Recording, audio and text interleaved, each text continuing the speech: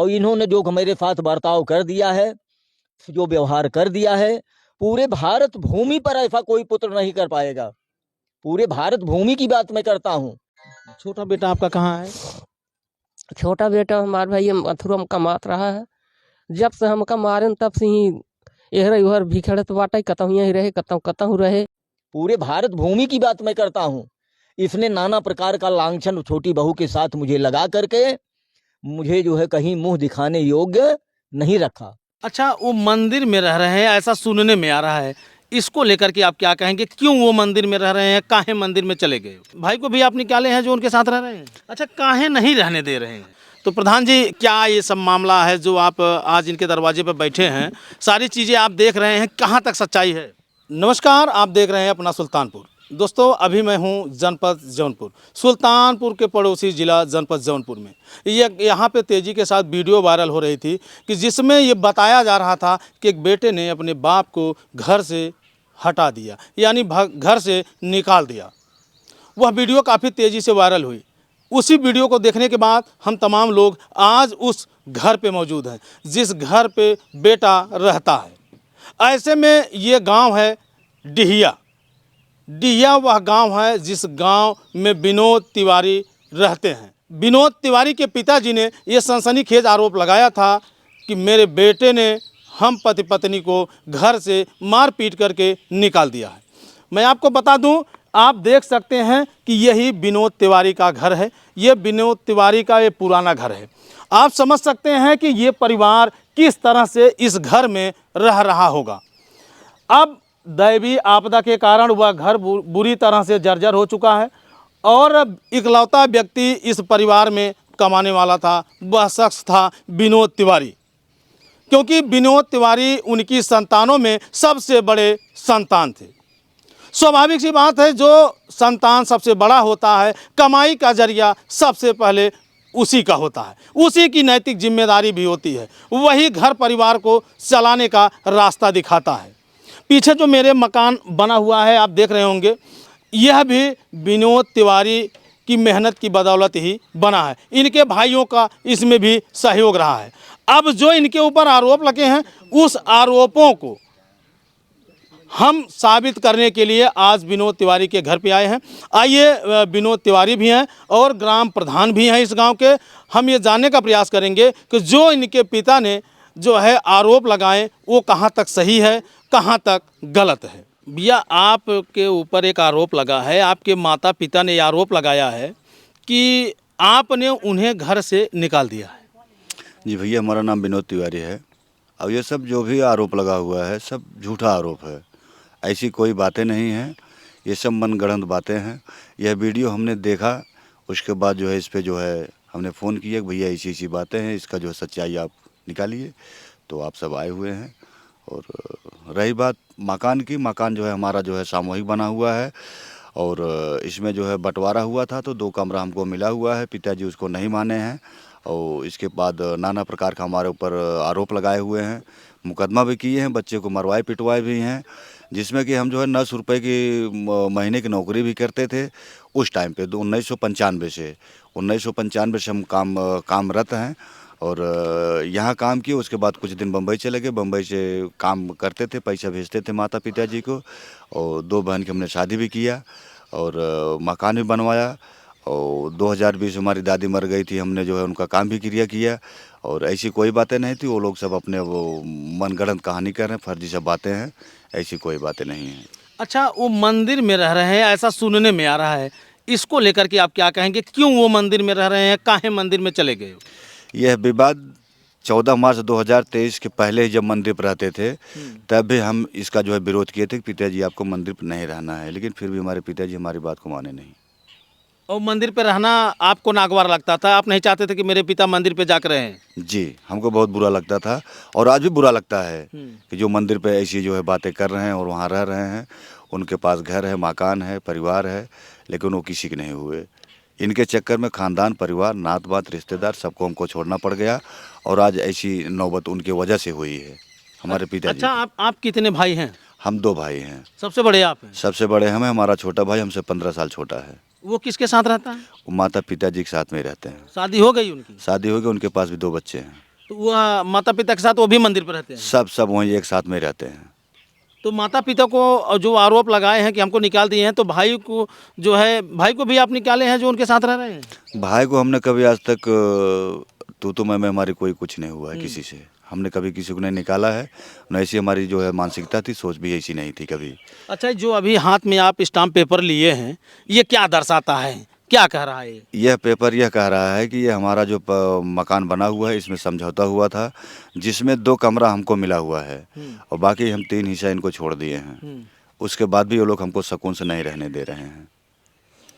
आप देख सकते हैं कि दोस्तों, ये समझौता पत्र है, 100 रुपये के स्टाम्प पेपर पे बाकायदे से लिखा गया है और यहाँ ग्राम सभा के जो सम्मानित व्यक्ति हैं उनकी मौजूदगी में, ग्राम प्रधान की मौजूदगी में ये स्टाम्प पेपर लिखा गया है और बाकायदे लिखा गया है कि ये भी यहाँ के निवासी हैं, यानी इस मकान में ये भी रह सकते हैं, 1/3 के हिस्सेदार हैं, तमाम चीज़ें लिखी गई हैं। अच्छा, जब ये समझौता पत्र लिखा गया सम्मानित लोगों के बीच में, तो फिर जो है वो आपके पिता इन बातों को क्यों नहीं माने? ये छोटे भाइयों के कहने पे जो है पिताजी हमारी बात को मान नहीं रहे हैं। किसी कोई मंत्र है क्या छोटी भाइयों के पास? अब ये तो वही दोनों बता सकते हैं, क्या मंत्र है क्या तंत्र है, वही बता तो सकते क्यों हैं। उसकी बातें ज़्यादा मान रहे हैं वो? अब ये तो वही बता सकते हैं क्यों मान रहे हैं। अच्छा, एक सवाल आपसे है विनोद जी कि आपके बीच और पिता के बीच विवाद क्यों जन्म लिया? विवाद यही मकान का जरिया है, हमको उस मकान में रहने नहीं दे रहे हैं और हमारा शेयर, हम तो चाह रहे हैं कि हमको हमारा शेयर मिले। अच्छा, काहे नहीं रहने दे रहे हैं? अब ये तो वो बता सकते हैं क्यों नहीं रहने देना चाह रहे हैं वो। कुछ तो बातें होंगी आपके मन में। हमको इसके विषय में कुछ नहीं पता, केवल इतना है कि भाइयों के चक्कर में पड़ के ऐसा कर रहे हैं वो। उसी की सारी बातें मानते हैं? सब टोटल उसी की बात। और आपकी माँ भी जो है आरोप लगाई थी कि विनोद तिवारी जो है हमको घर से मार के भगा दिए हैं। नहीं, ये सब झूठा आरोप है। वो लोग जितना आरोप लगाए उसमें से हमको सच्चाई मिल जाए तो हम जान जाएंगे हाँ से हम गलत हैं। अच्छा, वो लोग अगर यहाँ घर पे आएंगे रहने के लिए तो रह सकते हैं ना? बिल्कुल रहे, उनका घर परिवार है, क्यों नहीं रहेंगे वो। हमने उनको कई बार कहा है। बहुत सारी बातें उनकी रिकॉर्डिंग हमने किया हुआ है, वीडियो भी उनका बनाया हुआ है आने के लिए, आप आके यहाँ रहिए। उन्होंने कहा हम नहीं रहेंगे यहाँ। नहीं आएंगे? नहीं, मतलब मंदिर ही उनको जन्नत दिखाई दे रहा है। अब ये तो उनको जो अच्छा लग रहा है, उनके विचार विवेक में जो है वो अपने हिसाब से कर रहे हैं। उम्र का ऐसा तगाजा होता है दोस्तों कि जब उम्र ढलती है तो सिर्फ अपनों की ही याद आती है, अपनों के सिवा कोई दूसरा नज़र नहीं आता है। जैसे जैसे उम्र ढलती जाएगी वैसे वैसे अपनों की याद ताज़ा होती जाएगी। फिर ढूंढेंगे अपना कौन है। कहीं ऐसा न हो कि समय बीतने के बाद अपने पराए बन जाएं। जब अपने पराए हो जाते हैं तो दुनिया पराई नज़र लगने लगती है। वह दृश्य, वह समय बहुत ही कष्टकारी होता है। अभी भी समय है।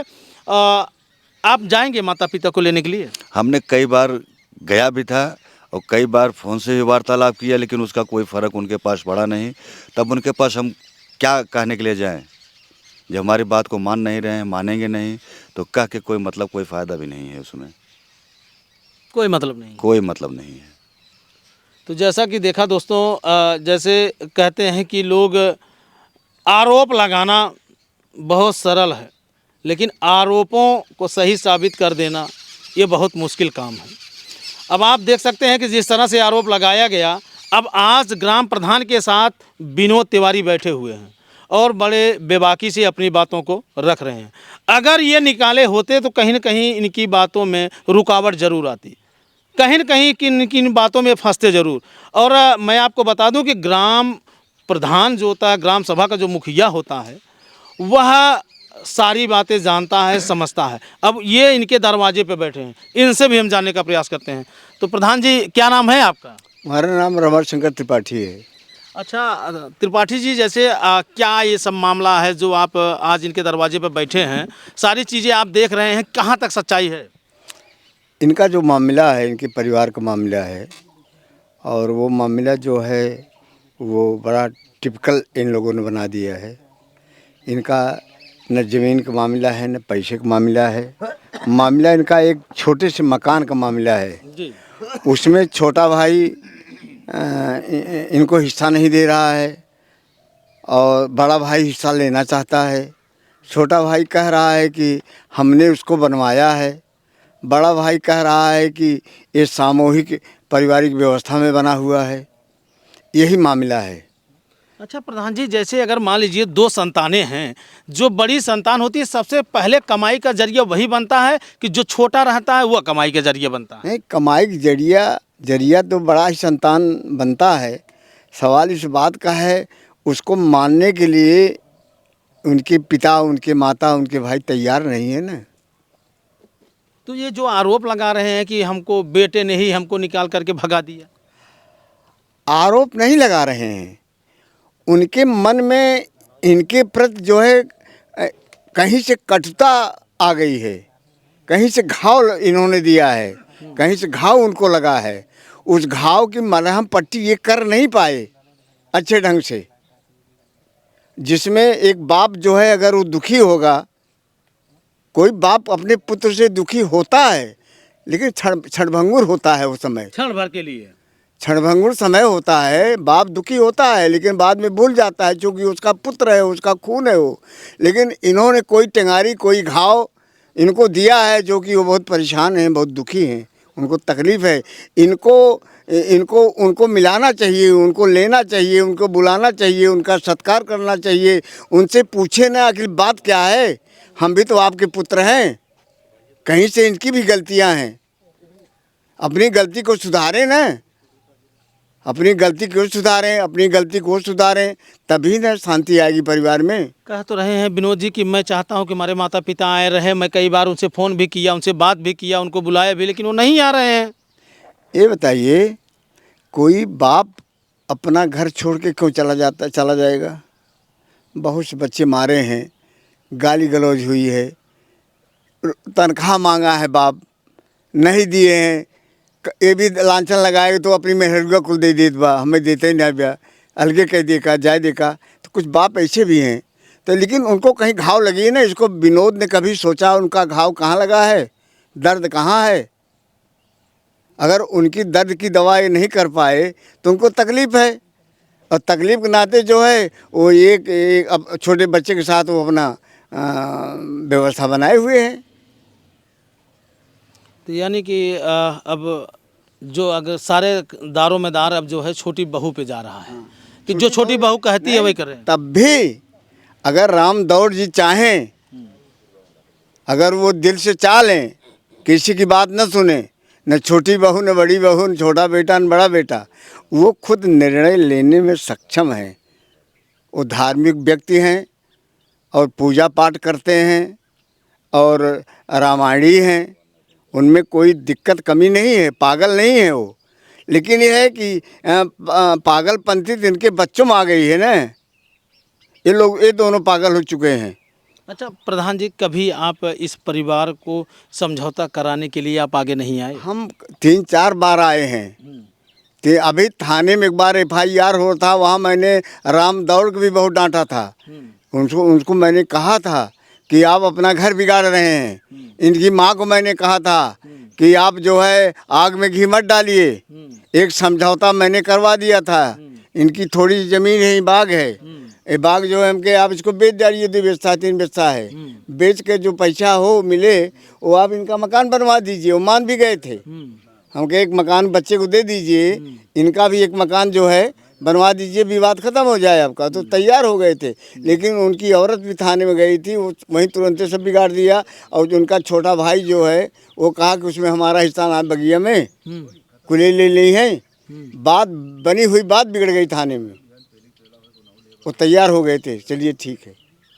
मैंने इतना तक किया और ये भी कहा, हम कहे कि अगर कोई नहीं लेता है तो जो उचित पैसा लोग देंगे वो हम ही दे देंगे आपको, कहीं से खोज कर व्यवस्था करके घर बनवा दीजिए। लेकिन निगाह तो इन लोगों की जो है इस मकान के बंटवारे पर रुकी हुई है। छोटा भाई कह रहा है कि एक पैसा नहीं दिए हैं, मैं अलग बनाया हूँ। बड़ा भाई कह रहा है कि मैं इसमें हिस्सा लूँगा, ये सामूहिक बना है। जैसे अगर प्रधान जी सामूहिक चीज़ें जो होती हैं उसमें सबका हिस्सा होता है ना? बिल्कुल होता है। तब कैसे वो अकेले कैसे ले सकता है? नहीं, वो कह रहा है ना कि हमने बनवाया है, वो कह रहा है कि मैंने बनवाया है। अब भाई न हम देखे हैं न आप देखे हैं, सामान वामान बेचारा हमारे यहाँ से ले गया है वो बिल्डिंग मर्जी की दुकान से, ऐसी बात नहीं है। लेकिन यह है कि अब 10 बोरी 50 बोरी सीमेंट थोड़े कुछ हो जाए, तो इस नाते जो है इन लोगों को, इनके दोनों पुत्रों को समझाइए, आराम दौड़ की जो समझाइए, चूल्हा सपाट करवाइए, उनका विवेक से काम करें, और नहीं तो बाद में इनकी लाइन जो है अनुराग यादव और जो कांड हुए हैं उसी तरफ ये लोग बढ़ रहे हैं, और किसी दिन कुछ हो जाएगा, हम और आप संभाल नहीं पाएंगे। तो जैसा कि आप देख रहे हैं कि ज़मीनी विवाद लगातार बढ़ते जा रहे हैं, और कहीं ऐसा ना हो कि ज़मीनी विवाद के कारण एक दूसरे के लोग दुश्मन बन जाएं। तो बाकी अभी फिर मैं थोड़ा सा विनोद तिवारी जी से भी मैं बात करता हूं। विनोद जी, क्या आपके द्वारा कोई ऐसा कष्ट दिया गया है माता पिता को कि क्या जो वो यहाँ पे नहीं आना चाहते हैं? हमने ऐसा कुछ नहीं किया है, हमने ऐसा कृति नहीं किया है कि जो है माँ बाप को जो है तकलीफ हो। माँ बाप उल्टा हमारे साथ ऐसा घिनौना काम कर दिए हैं जो हमारा आत्मा जो है दुखी हो गया है। हम इससे ज़्यादा कुछ कहेंगे नहीं। तो जैसे अभी प्रधान जी ने कहा कि जैसे चोट हो सकता है कि विनोद की तरफ से कोई गारा दिया गया। हमने कभी ऐसी कोई चोट नहीं दिया है। 43-44 साल हमारी उम्र हो गई, अगर हमको चोट देना हुआ होता तो हम जो है 40 साल पहले दे दिए होते। आज क्यों हम दे रहे हैं? इतना दिन हम खराब नहीं थे, आज खराब हो गए। तो जैसे कि देखा दोस्तों, अब जो आरोप लगाए गए एक पिता के द्वारा एक बेटे पर, और बेटे ने किस कदर अपनी बातों को रखा, अब ये देख करके समझ करके आपको कैसा प्रतीत होता है? बस इतना ही कहने चाहेंगे कि वक्त का हर शय गुलाम, वक्त आने के बाद इंसान को इंसान की असलियत पता चलती है। तो बने रहे इस चैनल के साथ, फिर मिलेंगे नेक्स्ट खबर नेक्स्ट वीडियो में। जय हिंद।